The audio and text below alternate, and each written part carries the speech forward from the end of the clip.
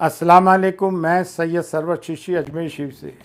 ये तो इंतहा हो गई, ये तो किसी भी डेमोक्रेटिक कंट्री में नहीं होता है, जबकि कहते हैं मदर ऑफ ऑल डेमोक्रेसी हमारे देश को कहा जाता है।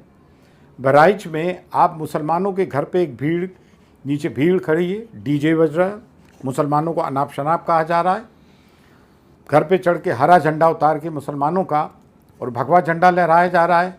तो फिर फूल तो बरसेंगे नहीं। जो हुआ तो यही होना था। न्यूटन्स लॉ ऑफ मोशन है, for every action there is equal and opposite reaction. ये कुदरत का कानून है।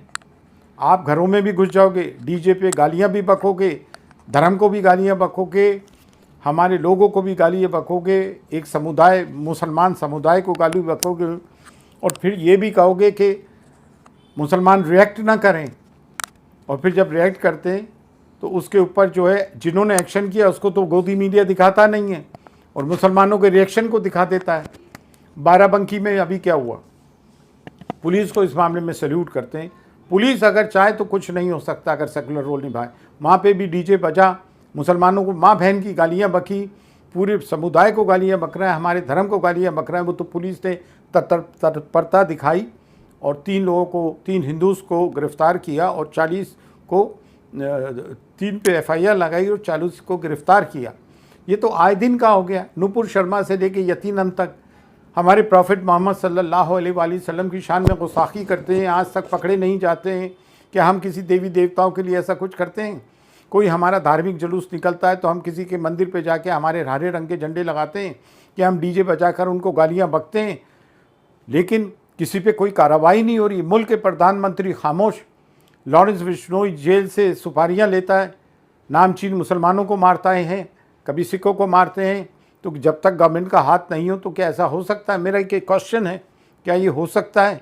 क्या ये मुमकिन है? धर्म के अंदर क्राइम भी जोड़ दिया। तो ये तो धार्मिक एक जो है रैली ना हो के एक सांप्रदायिक रैली हो गई।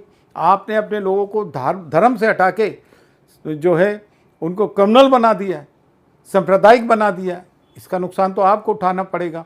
हम तो कभी ऐसा नहीं करते। हमारे देखिए ईद पे नमाज़ पढ़ने जाते हैं, दरूद शरीफ पढ़ते हुए जाते हैं, खामोशी से लौटाते हैं।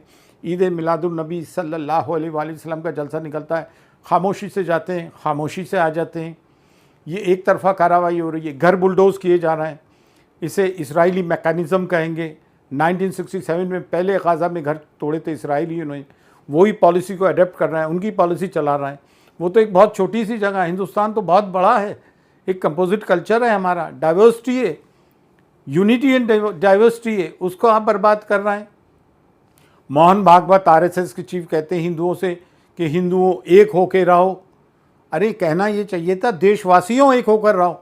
अगर हिंदू एक होकर रहेंगे तो फिर हम मुसलमान भी ये बात कहेंगे कि माइनॉरिटीज़ तमाम जो माइनॉरिटीज़ हैं वो एक होकर रहें। हमें भी फिर हक है बोलने का, तमाम माइनॉरिटीज़ एक होकर रहें। और मुसलमानों में जो जिन्होंने उम्मत को बांटा, जिन्होंने उम्मत को बेचा, तो मुसलमान उनकी निशानदेही कर चुका है। आज भी हमारे यहाँ ही देख लें, मैं जैसे कभी आवाज़ उठाता हूँ तो एक बात आती है मुनाफिकों की, हासिदों की, मुनाफिकों की और दलालों और मुखबिरों की कि ये मरवा देगा, ये मत बोलो, ऐसा नहीं बोलना चाहिए, अभी वक्त नहीं है, हिकमत अमली से काम लो। ये कौम को बुज़दिल बनाने वाली बात है। हमारी कौम बुज़दिल नहीं है। हम ये नहीं कह रहे हैं कि आप किसी को डराओ, लेकिन डरना भी तो जुर्म है। ना किसी को डराओ, ना किसी को से डरो। लिव एंड लेट लिव, प्यार मोहब्बत से रहो। लेकिन ये मुश्किल कर दिया है हमारा जीना।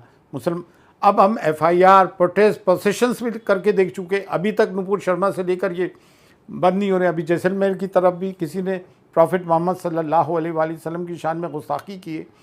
कब तक हम ये सब चीज़ें बर्दाश्त करते रहेंगे? गवर्नमेंट से हम ये सवाल करते हैं। फ़ी अमानिल्लाह, अल्लाह हाफ़िज़।